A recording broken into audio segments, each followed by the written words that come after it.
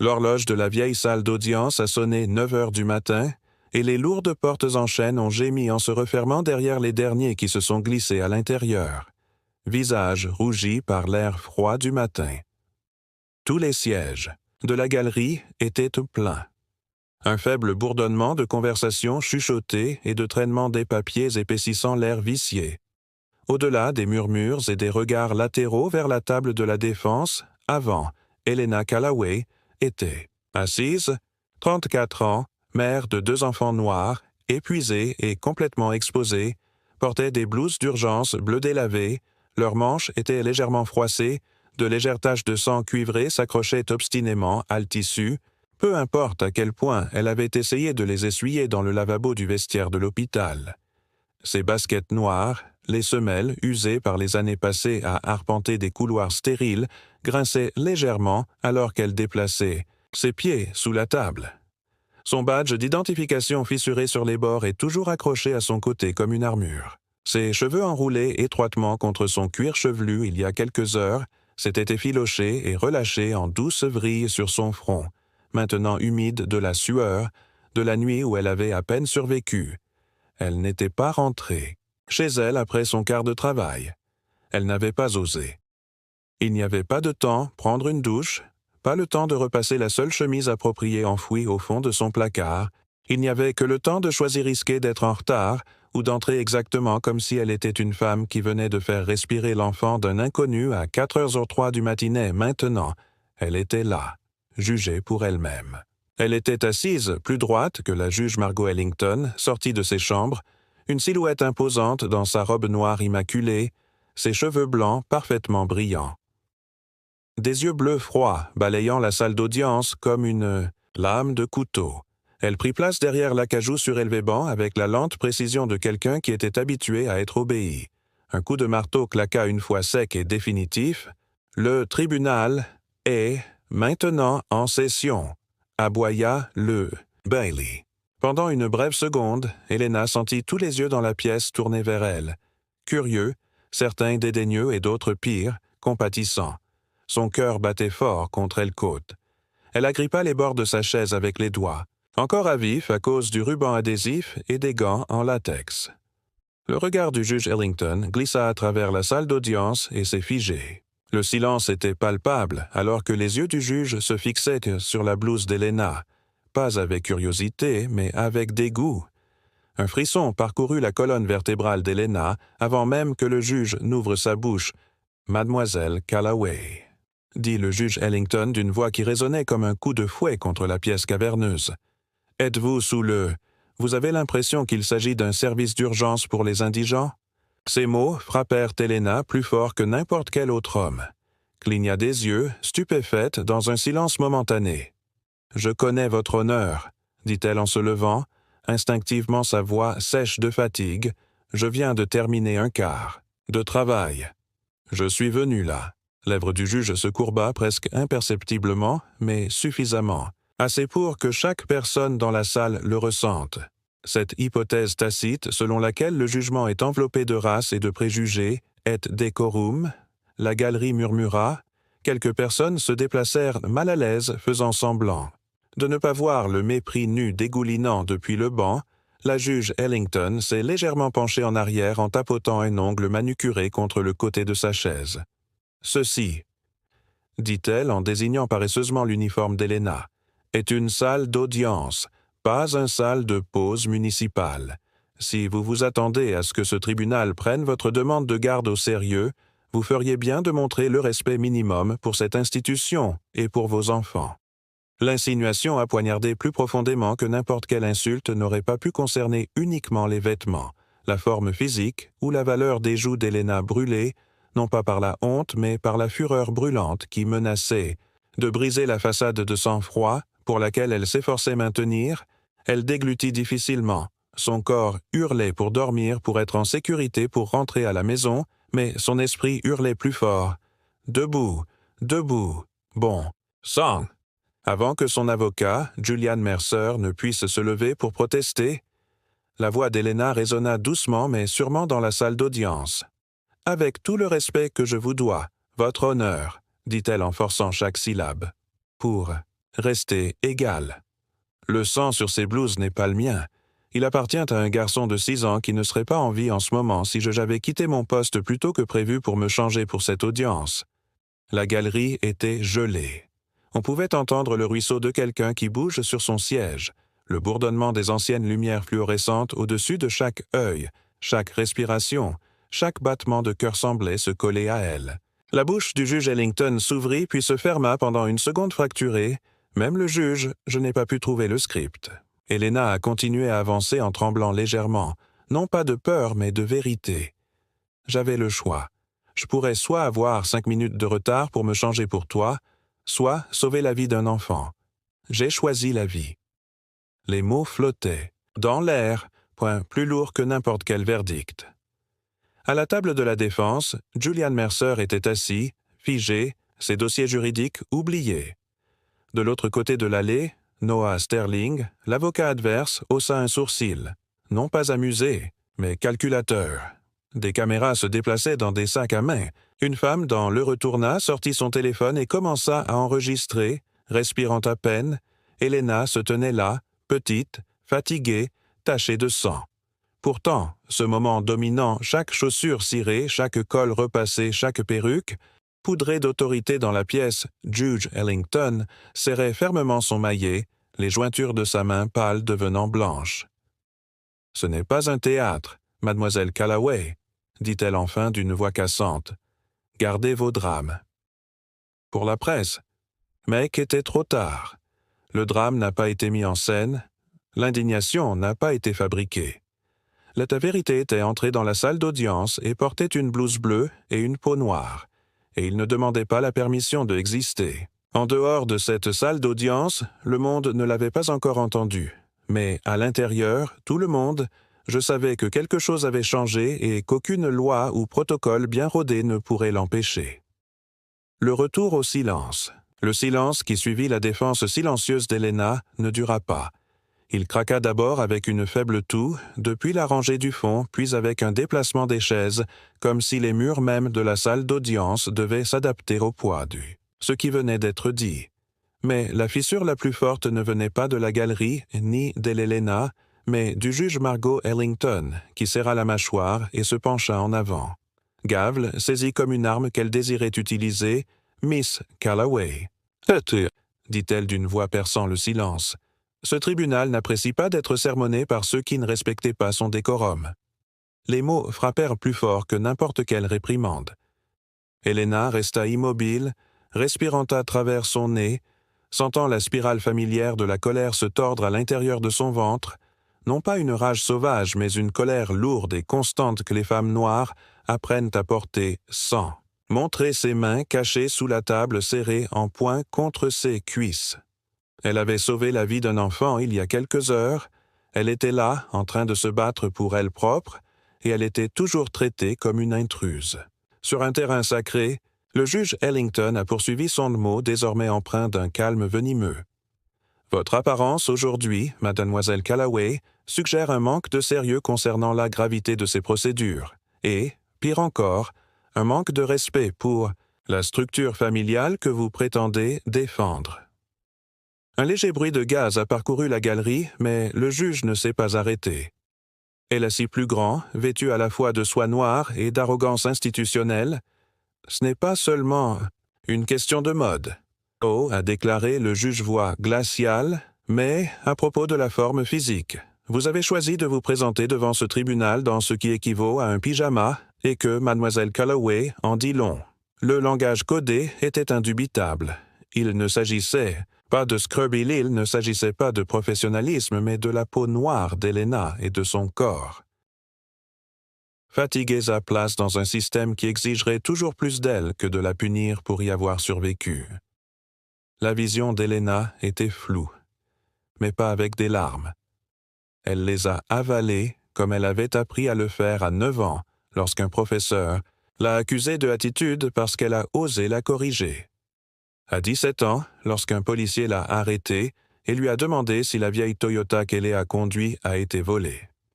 À 25 ans, lorsqu'un conseil d'administration d'hôpital s'est demandé si elle était qualifiée assez pour diriger une équipe de traumatologie malgré son dossier impeccable.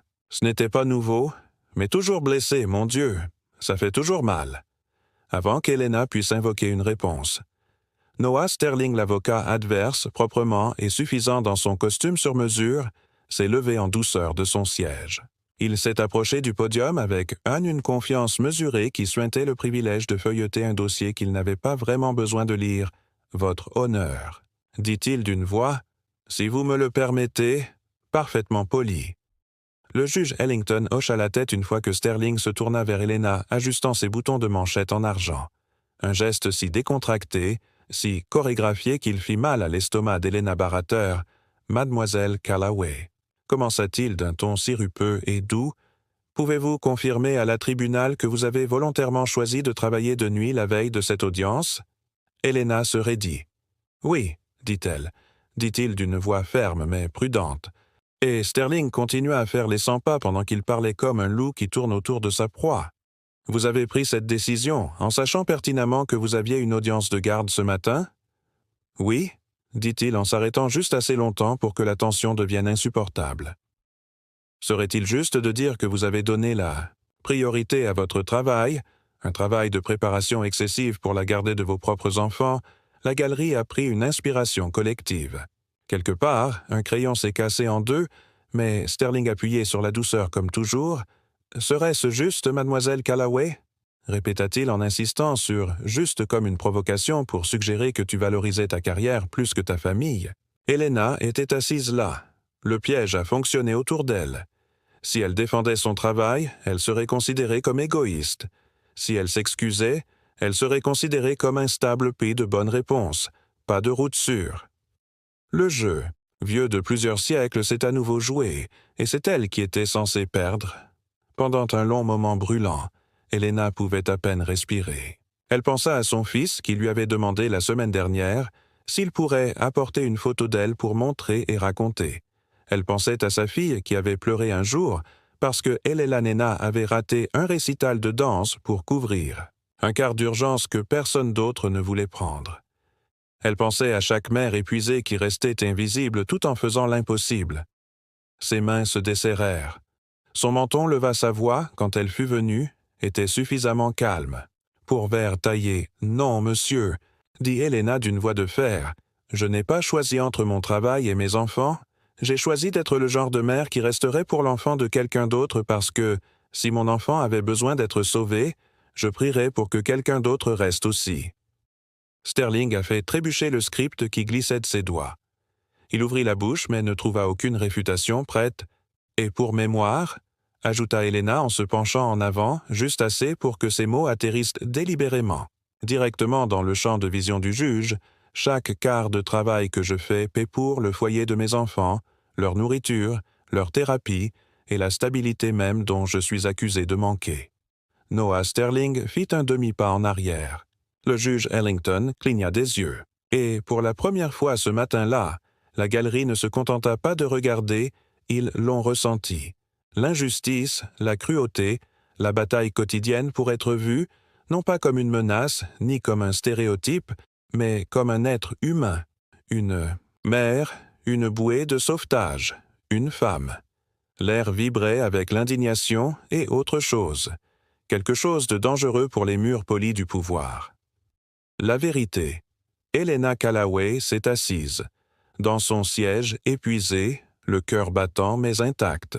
La guerre était loin d'être terminée, mais pour la première fois ce jour-là, elle n'était pas celle qui était jugée. Le système était.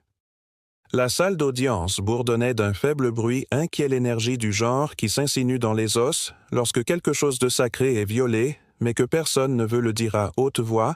La juge Margot Ellington, perchée, rigidement sur son banc, le visage immaculé sculpté dans un masque minutieux d'autorité judiciaire. En face d'elle, Helena Callaway était assise épuisée, tachée de sang et provocante dans son silence. Le marteau n'était pas retombé, mais cela n'avait pas d'importance, le coup avait déjà été porté frappé.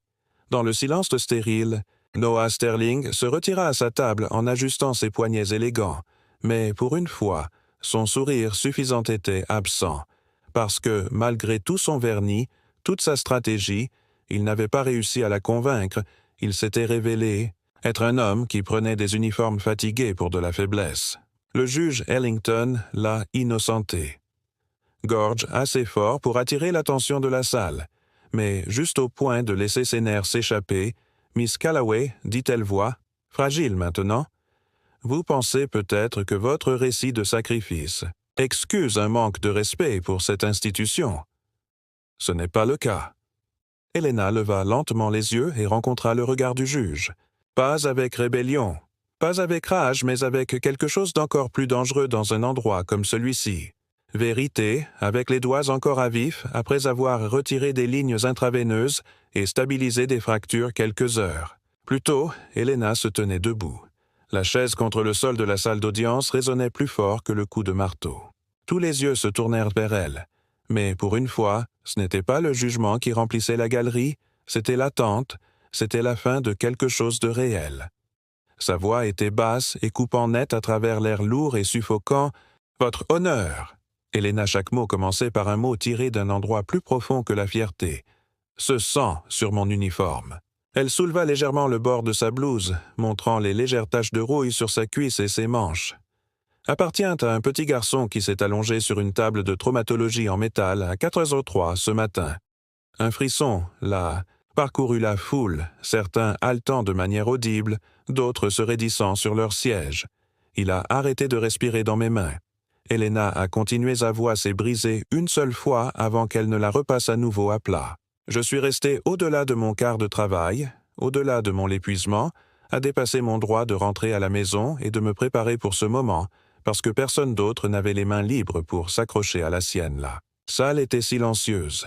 Si silencieuse qu'on pouvait entendre le bourdonnement statique des lumières de la salle d'audience, le léger frottement des chaussures en cuir qui bougent sur le sol, la respiration honteuse et chuchotée d'un système qui a réalisé qu'il était retenu responsable en temps réel.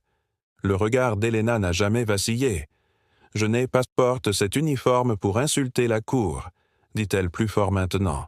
La poitrine, soulevée et tombant avec la force de ce qu'elle ne voulait pas qu'il lui prenne. Je l'ai porté parce que je n'avais pas le temps de me changer de vêtements que je portais quand j'ai choisi le rythme cardiaque de quelqu'un plutôt que ton code vestimentaire. Elle a laissé les mots pénétreril marint dans le marbre et le bois de la salle d'audience construite pour mesurer les règles et non l'humanité. Et si c'était mon fils, dit-elle et la voix s'adoucit jusqu'à devenir presque un murmure, tremblant maintenant sur les bords. Si c'était ma fille qui recouvrait cette table, je le ferais. Priez pour que quelqu'un les choisisse aussi. De l'autre côté de la galerie, une femme dans un manteau, gris, renifla bruyamment et s'essuya les yeux. Un homme à l'arrière. Parmi un greffier du tribunal, toujours tenant une pile de papier qu'il avait oublié de remettre, baissa la tête. Le juge Ellington resta assis, immobile, toujours agrippé son marteau comme une bouée de sauvetage s'accrochant toujours à l'illusion qu'une robe pourrait la protéger du miroir. Helena venait de se lever. Mais les fissures étaient-ils là, maintenant? Des fractures capillaires à travers des décennies de supériorité écrite? Le juge ouvrit la bouche, mais aucune réprimande sévère ne vint. Au lieu de cela, elle se rassit légèrement comme si quelque chose lui avait été retiré, ou peut-être révélé quelque chose qu'elle ne pouvait pas encore nommer. Helena. Laisse le silence s'étendre entre eux, refusant de le remplir. Refusant de s'excuser d'être restée là fatiguée, désordonnée, réelle. Elle n'était pas juste défendant sa garde. Elle défendait le droit d'être vue pleinement sans avoir à changer, diminuer ou expliquer son existence. Les caméras de la galerie cachée, au fond des sacs à main et des poches, capturèrent déjà chaque seconde. Les images allèrent bientôt s'étendre bien au-delà des marches du palais de justice. Mais Helena ne le savait pas encore. Elle savait seulement que son cœur était de coups de marteau dans ses oreilles et ses genoux menacés de lâcher d'épuisement, et pourtant elle ne voulait toujours pas s'incliner. Ce n'était pas le moment où ils l'ont brisé. C'était le moment où elle les a brisés, a brisé leurs hypothèses, a brisé leur politesse. Le racisme enveloppé dans des mots procéduraux a brisé l'idée que la dignité était cousue dans un chemisier ou taillée dans un costume. Il est venu avec des blouses ensanglantées et des mains à vif et de voix trop fatiguées pour jouer mais trop courageuses pour se taire. Quand Elena s'est rassasiée, la galerie n'a pas bougé. Pas de tout, pas de papier froissé, seulement le terrible silence sacré des Jinsky venait d'être témoin de la dure vérité et du beau défi qui s'y opposait. Et derrière elle, à peine audible une seule voix murmura dans l'air lourd « Elle a choisi la vie ». Le silence dans la salle d'audience était fragile, étiré, mince comme du verre sur le point de se briser. Elena se rassit sur sa chaise, les mains jointes fermement sur ses genoux pour les empêcher de trembler. Elle pouvait sentir la chaleur de chaque regard fixé sur elle comme un cible. Chaque souffle dans la pièce retenu en attendant de voir si elle craquerait, elle ne craquerait pas. Mais le système n'était pas terminé saillant. Noah Sterling, opposant au conseil, se leva lentement en ajustant les manches des vestes ajustées comme s'il se préparait à une dissection lente et cruelle. Ses mouvements étaient décontractés, presque paresseux, mais Elena a reconnu la performance. C'était la même qu'elle avait vue 1000 fois auparavant dans les salles de conférence des patients. Plainte dans le couloir, murmure le lent démantèlement méthodique d'une femme noire qui osait se montrer trop fort. Sterling s'est approché du podium. Un mince sourire narquois sur ses lèvres. Il n'en avait pas besoin pour élever la voix. Le pouvoir, pour les hommes, comme lui, était supposé. Il avait seulement besoin de goûter condescendance avec suffisamment de soin pour ne laisser aucune empreinte digitale. Il s'éclaircit la gorge poliment jusqu'à l'insulte. « Mademoiselle Calloway, commença-t-il avec sa fausse déférence, nous apprécions certainement votre dévouement envers votre vocation. » Le mot était accroché là, vocation, pas carrière, pas profession, comme si les soins infirmiers c'était un petit passe-temps pittoresque, mais Sterling a continué à se tourner vers le jury afin que toute la salle puisse entendre le venin subtil. Seriez-vous d'accord pour dire que votre décision de travailler toute la nuit, sachant que vous aviez une procédure de garde critique ce matin, démontre un certain manque de priorisation? Un faible murmure inconfortable parcourut la galerie. Les spectateurs se sont déplacés, certains grimaçant, d'autres se penchant en avant, incapables de détourner le regard du lent saignement de la blessure. Elena serra la gorge. Chaque partie d'elle voulait crier, appeler. Le racisme silencieux tissé dans la formulation, le piège délibéré tendu, mais elle ne pouvait pas se permettre la colère. Les femmes noires ne le pouvaient-ils pas se mettre en colère et avoir raison? En même temps, dans des pièces comme celle-ci, au lieu de cela, elle expira lentement par le nez et dit « Non, monsieur, j'ai donné la priorité à une vie qui dépendait de moi. » Sterling sourit lentement et vif, comme s'il savourait l'instant. « En effet, dit-il doucement, mais cette vie n'était pas celui de ton propre enfant. Étaient-ce les mots encadrés dans une fausse sympathie qui frappait comme une lame entre ses côtes? L'implication était claire. Vous sauvez leurs enfants et vous échouez les vôtres. Un silence est tombé si profond qu'il semblait que les murs eux-mêmes retenaient leur souffle. Elena ouvrit la bouche et pendant un moment, aucun mot ne sortit. Non pas parce qu'elle n'avait pas de réponse, mais parce qu'elle savait que ce qu'elle dirait ensuite ne définirait pas seulement cette audience. Cela la définirait. Ses doigts s'enfoncèrent dans ses cuisses assez fort pour laisser un croissant à travers le tissu de sa blouse. Le goût de la fatigue était épais sur sa langue. Elle pensait à sa fille assise dans une cafétéria d'école en ce moment, peut-être en train de manger raisin détrempé dans la boîte à lunch, ne sachant pas que sa mère se battait pour rester dans sa vie. Elle pensait à son fils qui, elle, glissait un ours en peluche usé sous son bras la nuit en murmurant « Ne sois pas en retard, maman ». Son corps réclamait du repos, mais son âme hurla plus fort. Elena se leva lentement, la chaise grattante en signe de protestation. Elle tenait debout dans sa tache de sang-frotte, pas d'armure, pas de prétention, seulement la vérité, et rencontre le regard de Sterling sans cligner des yeux. « Non, monsieur », se dit-elle d'une voix basse, « je ne sauvais pas mon propre enfant cette nuit-là. J'étais le genre de mère dont je priais pour qu'elle se présente si jamais la mienne avait besoin d'être sauvée. » Des halètements voletaient, comme des papillons de nuit à travers la pièce. Le sourire de Sterling faiblit légèrement, mais suffisamment, pour que la galerie voie que les dents du loup étaient désormais émoussées. « Et pour mémoire, » et continua Elena de sa voix, « je travaille la nuit pour que mes enfants aient un toit au-dessus de leur tête, de la nourriture sur la table et des séances de thérapie qui les aident à guérir. D'un père qui les a abandonnés. Un père qui Envoie maintenant des avocats pour remettre en question mon amour parce que j'étais trop occupé à sauver l'enfant d'un étranger pour changer mes vêtements. La pièce ne respirait plus. Elle écoutait non pas avec le décorum d'une salle d'audience, mais avec une révérence humaine brute. De l'autre côté de l'allée, une femme pressait une main tremblante contre sa bouche. Au fond, une infirmière.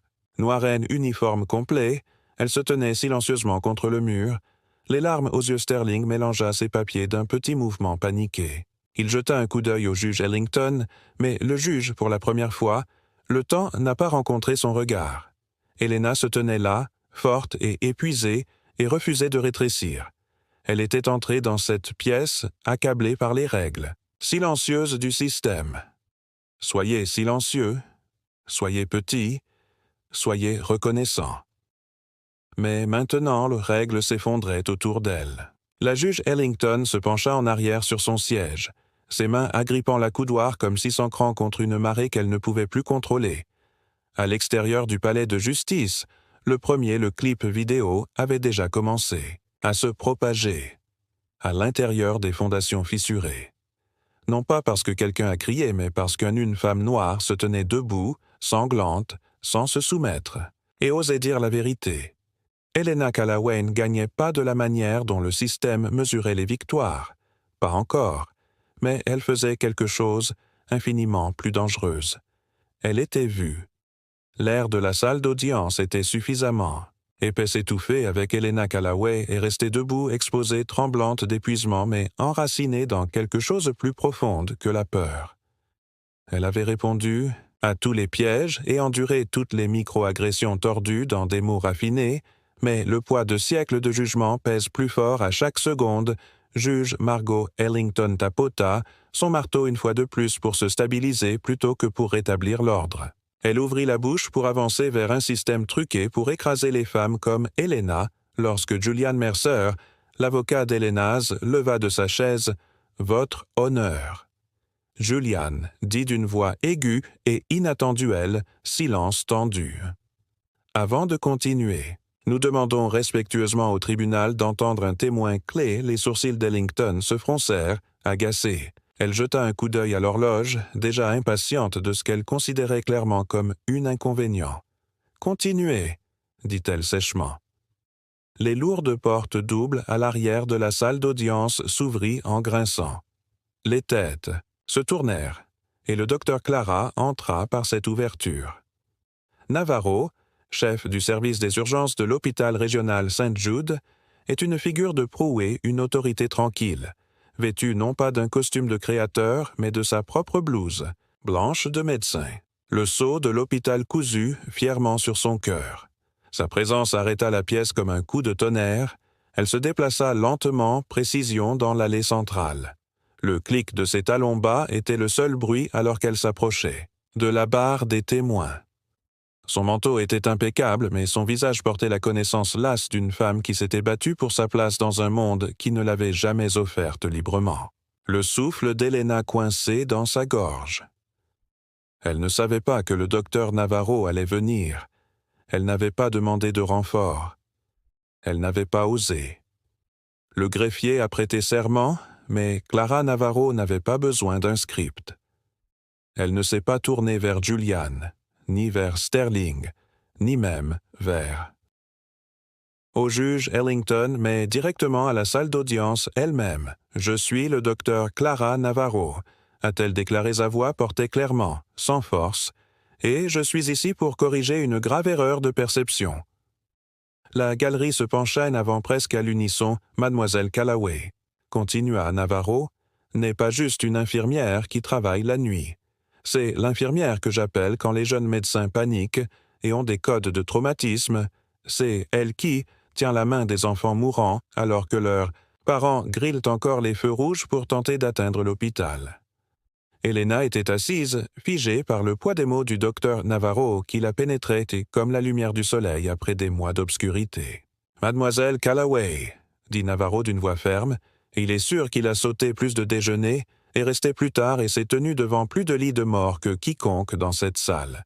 Et ce matin, après avoir sauvé la vie d'un enfant, elle a eu l'audace d'entrer dans cette salle d'audience portant l'uniforme de sacrifice. Un faible murmure s'éleva, non pas moqueur cette fois, mais étrangement celui de Navarro.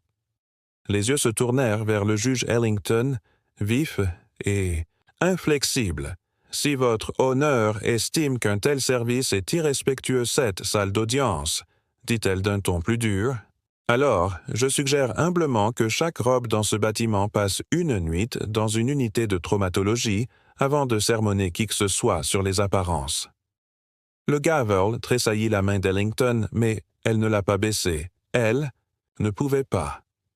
La pièce appartenait désormais à la vérité et elle ne s'usait pas robe.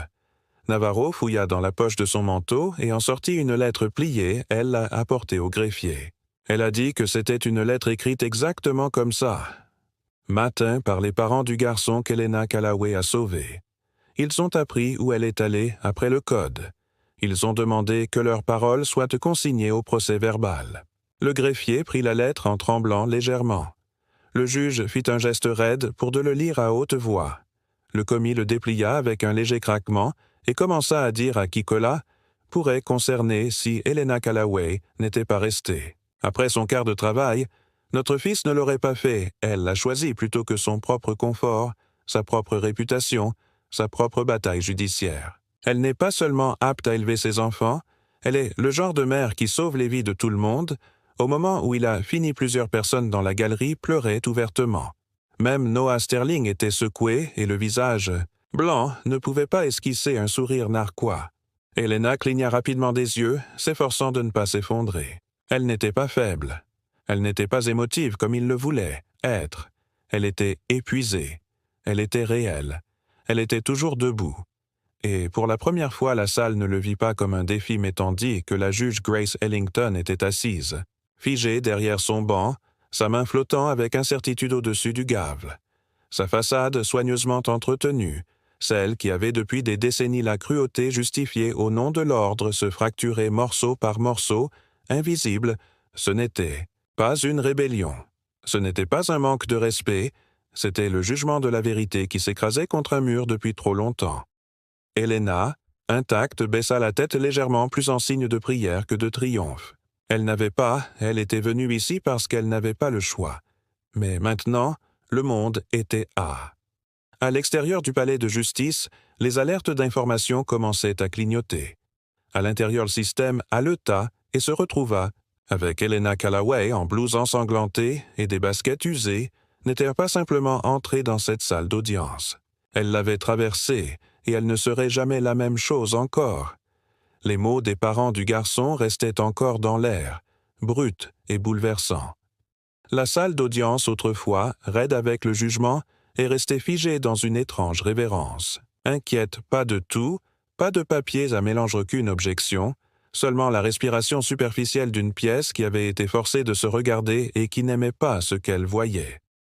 Helena Callaway était assise, immobile, les mains jointes fermement sur ses genoux, ses jointures pâles, sa blouse encore tachée, basket toujours portée, son visage encore marqué par l'épuisement d'un quart de travail de 14 heures. Tout en elle contrastait fortement avec le bois. Brillant, les costumes polis et les faux grandeurs de la cour, et pour la première fois depuis qu'elle était entrée, elle ne paraissait plus petite. Elle semblait être la juge Margot Ellington, agrippa les bras de son banc comme pour se mettre à la terre. Elle-même contre une marée qui était arrivée plus vite et plus féroce qu'elle ne pouvait le commander. Son visage autrefois, impassible maintenant fissuré par quelque chose d'inconnu, honte, elle a ouvert la bouche une fois. Aucun son aile est venu et l'a rouverte. Le gavel qu'elle avait manié si facilement plus tôt semblait maintenant trop lourd à soulever. À la table du procureur, Noah Sterling fixait ses papiers-leurs, lignes nettes, et leurs arguments soignés sont désormais ridicules et exposés au grand jour pour les fictions fragiles qu'ils étaient. Le vieux, familier scénario poli, accusé docile, juge silencieux, victime, avait démêlé avant leurs yeux parce que Helena Callaway avait osé se montrer réelle, et la réalité était dangereuse ici. La réalité a forcé le juge Ellington à rendre. Des comptes est sa voix, mais elle était plus douce, plus serrée, non pas l'autorité tonitruante d'une institution intacte, mais l'autorité hésitante et le parole d'une femme réalisant que le sol sous ses pieds se fissurait. Elle s'éclaircit, La gorge, le son était cassant. Contre le silence, Miss Calloway. Et commença-t-elle, puis s'arrêta, luttant pour un langage qui pouvait répondre au moment présent sans exposer à quel point ses jugements précédents semblèrent désormais insignifiants. Helena a soulevé ça la tête, les yeux fixes, imperturbable.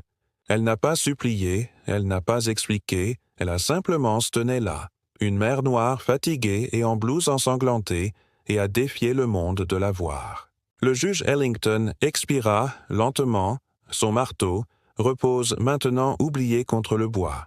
Cette cour, dit-elle en fin voix, plus basse mais portante, s'est longtemps enorgueillie d'imposer le décorum, professionnalisme.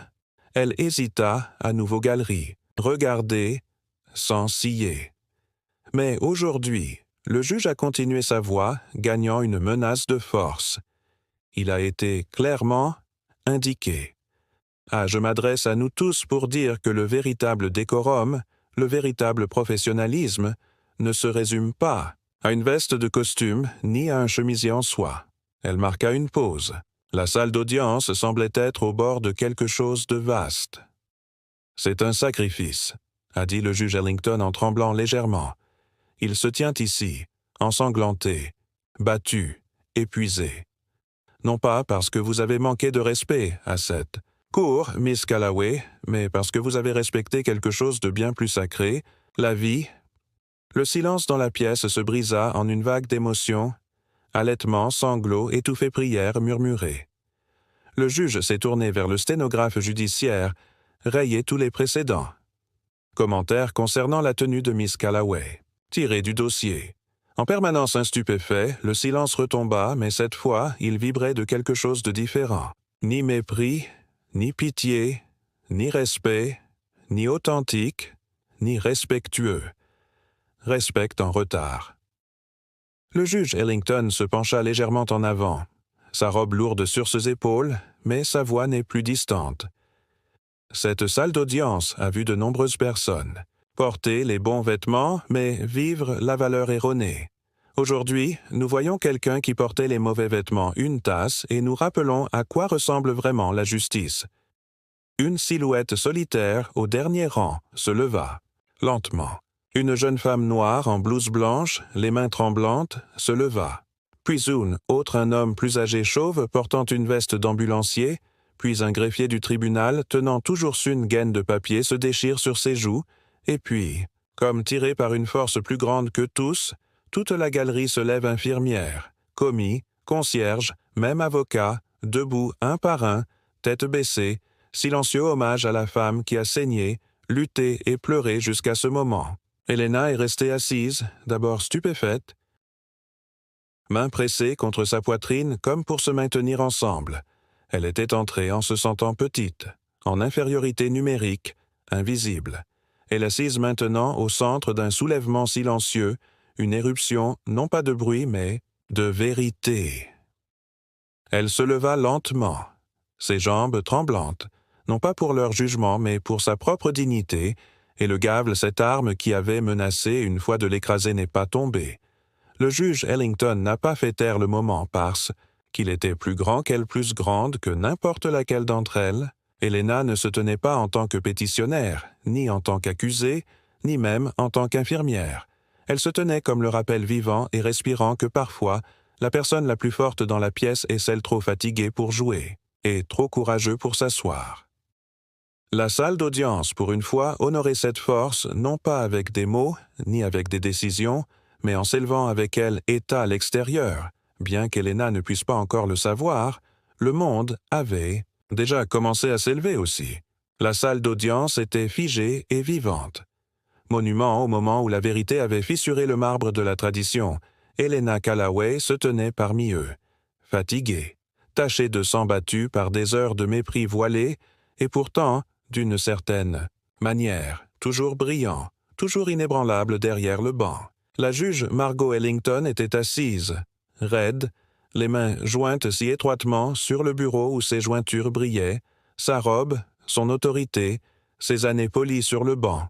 Rien de tout cela ne pouvait protéger-la maintenant du poids de la décision qu'elle était sur le point de rendre. Elle s'éclaircit la gorge une fois, deux fois. Le gave leur posait inutilement à ses côtés. Il ne s'agissait plus de rétablir l'ordre. Il s'agissait de restaurer quelque chose de beaucoup plus difficile, intégrité. « Asseyez-vous !» dit finalement le juge Ellington à voix basse, et la galerie s'assit lentement dans un silence si épais qu'il semblait étouffer même le grincement des chaises. Des vêtements se frottaient, mais personne ne se détendait vraiment. Chaque visage restait rivé sur le banc, chaque cœur se tendait vers l'avant. Le juge a jeté un coup d'œil à la transcription devant elle, les colonnes nettes de mots dactylographiés si petits, incapable de capter l'attention qui avait brûlé cette salle d'audience aujourd'hui. Puis, elle leva les yeux et regarda droit vers Helena. Cette cour, elle a commencé à parler d'une voix formelle mais tremblante juste sous la surface. J'ai examiné les preuves, les témoignages présentés ce matin, et les faits mis à nu par ceux qui ont choisi, malgré l'épuisement et l'injustice, de continuer à se montrer. Elle s'arrêta pour rassembler ces mots suivants, atterrissant avec le poids d'un monde qui penchait enfin dans la bonne direction. Ce tribunal ne trouve aucune base légale ou morale pour modifier les droits de garde de Mademoiselle Helena Callaway. Un léger halètement parcourut la salle d'audience, suivi presque immédiatement par le scintillement des larmes étouffées. Le juge Ellington n'avait pas fini en fait. Elle dit-il en se penchant légèrement en avant, « Ce tribunal reconnaît le dévouement indéfectible de Mademoiselle Callaway envers ses enfants. La profession est le tissu même des soins communautaires qui passent si souvent inaperçus. Les mains d'Helena serraient fermement sur ses genoux pendant si longtemps. Les seuls sons qu'elle avait entendus dans les salles d'audience étaient des accusations, des corrections, des réprimandes. Mais qu'était différent. Ce n'était pas une permission, c'était une reconnaissance. Les yeux du juge Ellington, plus perçants maintenant, mais plus froids, se fixèrent à nouveau sur ceux d'Helena. « Vous étiez là aujourd'hui, » dit-elle voix, se brisant légèrement. Certains d'entre nous étaient trop aveugles pour honorer. Tu as enduré un examen minutieux, non pas parce que tu étais faible, mais parce que tu étais trop fort pour faire semblant. La galerie resta absolument immobile, comme si elle avait peur de respirer trop fort.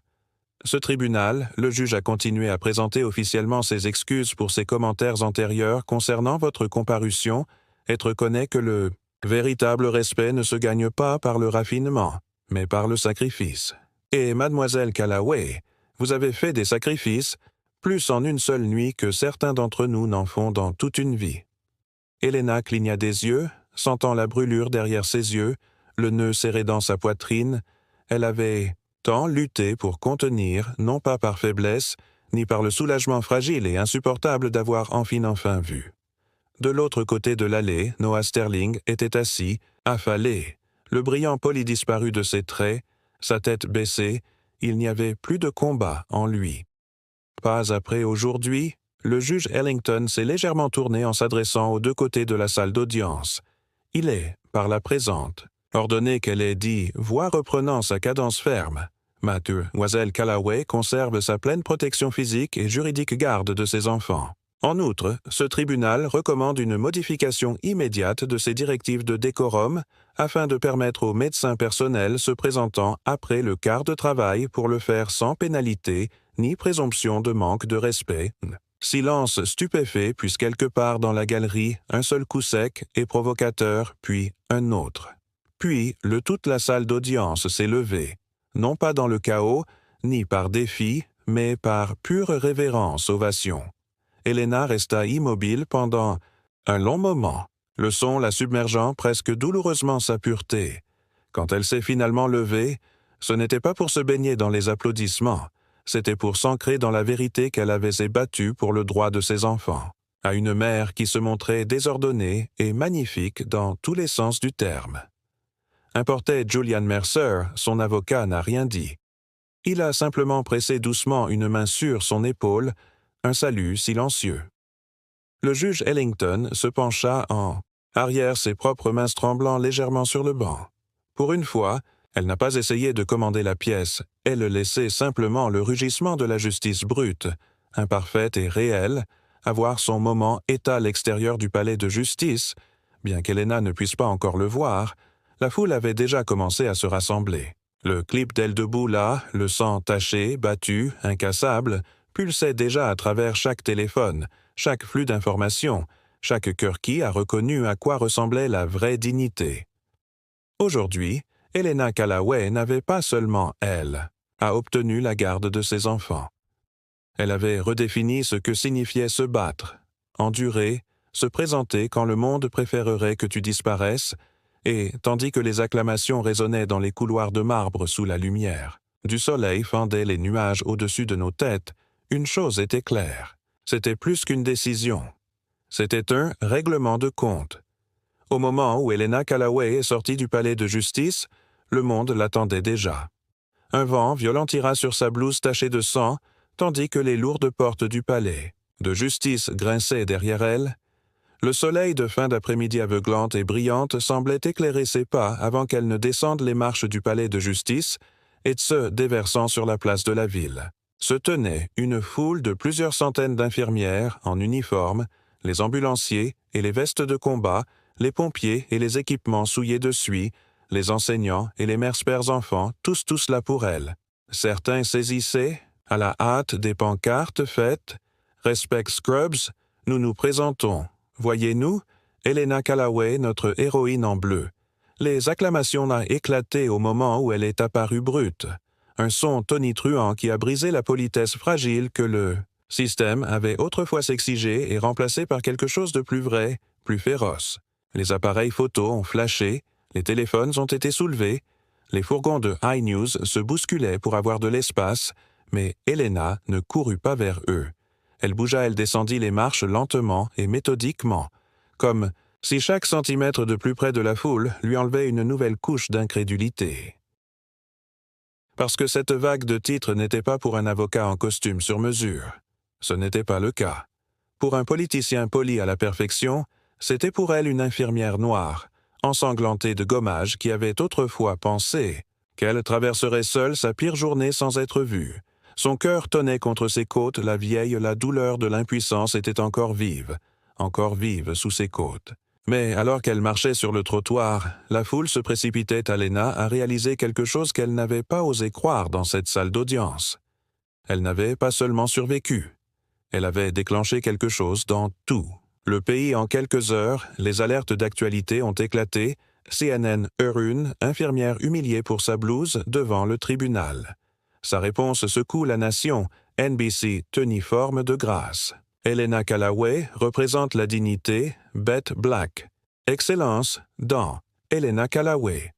Redéfinit la force dans la controverse sur Fox Courtrooms, susciter un débat national. Les hashtags ont envahi tous les coins des réseaux sociaux. Les numéros sont effacés. It force cuir, revers, usure, gommage.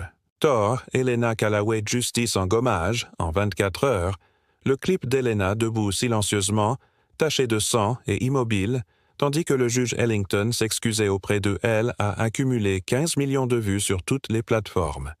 Les écoles l'ont diffusé lors des annonces matinales. Les hôpitaux, le personnel s'est rassemblé dans les salles de pause pour regarder les infirmières à travers l'Amérique publier des photos dans leurs uniformes. Les poings levés en signe de solidarité, une femme silencieuse et épuisée qui n'avait pas demandé de scène se tenait maintenant au centre d'un mouvement. Mais Helena elle-même. Elle ne l'était pas. Lisant les gros titres, elle ne surveillait pas la tendance de son nom. Elle était assise en tailleur sur le tapis usé de son salon, toujours dans la même tenue d'hôpital et dans sa fille avec les fractions. Son fils, appuyant sur son côté, n'ayant pas besoin de discours, pas de spectacle, juste sa présence respirante et régulière. Parce que pour Helena, le combat n'avait jamais eu pour but de devenir viral. Il s'agissait de rester visible auprès des personnes qui comptaient le plus. Le lendemain matin, alors que le soleil se levait sur une ville qu'il avait déjà nommée Héroïne, Helena a emmené ses enfants dans sa maison cabossée. Honda les a déposés à l'école et s'est rendue directement à l'hôpital pour travailler un autre quart de travail afin de tenir un autre tremble-en-main pour répondre à un autre. Code désespéré. Lorsqu'elle est arrivée à St. Jude Regional, là, le personnel attendait les médecins, les concierges, les gardes de sécurité. Quelqu'un avait enfilé une bannière sur les portes des urgences. « Merci d'être venu, Helena ». Elle a avalé la bosse dans sa gorge. Elle baissa la tête et marcha de la seule manière qu'elle connaissait. Silencieusement, sans cérémonie, prête à sauver des étrangers comme elle l'a toujours fait. En attendant, changer se propageant vers l'extérieur, imparable. En une semaine, 3 États ont adopté l'état d'urgence, point résolution surnommé le Callaway Standard, garantissant que les premiers intervenants et les travailleurs médicaux pourraient y comparaître devant le tribunal sans crainte de sanction. Pour avoir porté leur uniforme après leur quart de travail, les tribunaux qui autrefois réprimandaient ont maintenant cessé de respecter une infirmière en uniforme, son badge froissé et décoloré. Un juge fédéral, un homme connu pour son obsession pour le décorum des salles d'audience, a publié une déclaration qui a ouvert les cercles juridiques. La robe que je porte me rappelle mon devoir envers la justice. La blouse d'Helena Callaway me rappelle mon devoir envers l'humanité. Je ne le ferai pas. Oubliez ce qui est le plus grand. L'American Nurse Association a honoré Helena d'une citation pour son courage exemplaire dans service et défense des droits. Elle n'a pas assisté au gala où ils ont lu son nom à haute voix. Au lieu de cela, elle a travaillé un quart de travail supplémentaire parce que l'enfant d'une autre infirmière était tombé malade et que quelqu'un devait le couvrir. C'était Helena. Pas de projecteur, pas de discours, juste une femme qui est apparue encore et encore jusqu'à ce que le monde la remarque enfin. Tard un soir, quelques jours après le jugement alors qu'elle mettait sa fille au lit, la petite fille murmura « Maman, tu es célèbre ». Helena sourit en repoussant une boucle de son front. « Je ne veux pas être célèbre », murmura-t-elle. « Je veux juste être là quand tu as besoin de moi. » L'enfant blottit à ses côtés, l'endroit le plus sûr du monde. Et tandis qu'Helena était assise là, écoutant les respirations régulières des 2 âmes pour lesquelles elle s'était battue si durement, elle a réalisé quelque chose d'encore plus profond. Elle n'avait pas seulement changé sa propre histoire, elle avait réécrit les règles pour tous ceux à qui on avait dit qu'ils étaient trop fatigués, trop désordonnés, trop invisibles pour avoir de l'importance. Et les blouses qu'elle portait, ces blouses sacrées, tachées et froissées, ne seraient jamais pris à nouveau pour un manque de respect. Ils étaient devenus une bannière, une promesse, une révolution cousue à chaque pas épuisé en avant.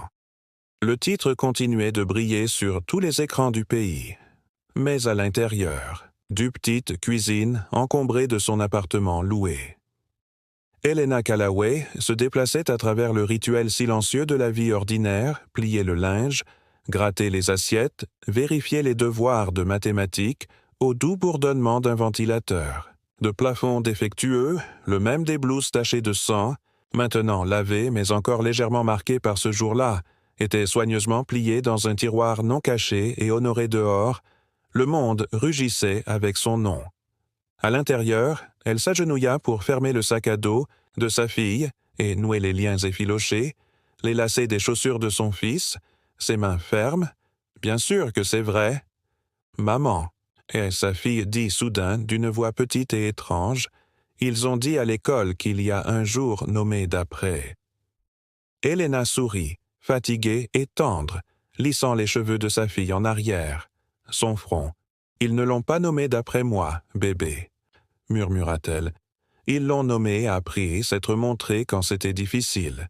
Ils l'ont nommé d'après ce que nous faisons. » Sa fillette, yeux écarquillés, l'espoir brillait comme une étoile, et Helena réalisa dans ce fragile seconde parfaite que le véritable héritage n'était pas un jour sur un calendrier ou une loi votée dans des salles de marbre.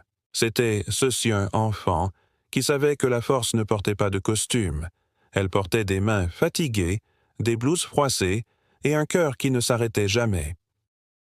Ou présentant. Alors que la nuit tombait, Helena était assise près de la fenêtre à regarder les lampadaires scintillements. Elle ne pensait plus aux tribunaux ni aux caméras, elle pensait à demain. Un autre quart de travail, une autre vie, une autre promesse silencieuse d'être là. Peu importe à quel point tu es fatigué, peu importe comment invisible parce que le vrai changement ne s'est pas produit dans les applaudissements. Il s'est produit dans le quelques instants plus tard, lorsque tu as choisi de réapparaître et Helena Callaway saurait toujours se montrer. Cette histoire nous rappelle que la vraie force ne se trouve pas dans l'apparence, mais dans le silence-sacrifice constant. Helena Callaway, une infirmière et mère noire, s'est présentée devant un tribunal jugé pour ses vêtements au lieu d'être honorée pour son service. Pourtant, elle n'a jamais élevé la voix, n'a jamais exigé d'éloge. Elle a dit la vérité, gravée dans ses os par des années passées à se montrer là où d'autres ne le pouvaient pas. La leçon est puissante. La dignité. Il ne s'agit pas de notre apparence, mais de la façon dont nous vivons. Dans un monde prompt à rejeter ceux qui ne correspondent pas au moule, Elena nous apprend que la grâce peut venir envelopper d'épuisement, la justice peut naître de l'humilité et de l'amour. En particulier, l'amour d'une mère peut déplacer des montagnes sans jamais demander applaudissements. Pour les aînés qui ont vécu l'injustice et qui ont quand même choisi la gentillesse, cette histoire réaffirme une simple vérité. La résilience silencieuse n'est pas une faiblesse, c'est un héritage. Vous avez toujours été présent. Merci d'avoir regardé. Si vous avez aimé la vidéo, aimez-la et commentez-la si vous avez trouvé l'histoire significative. Ne le faites pas. N'oubliez pas de vous abonner pour plus d'histoires comme celle-ci.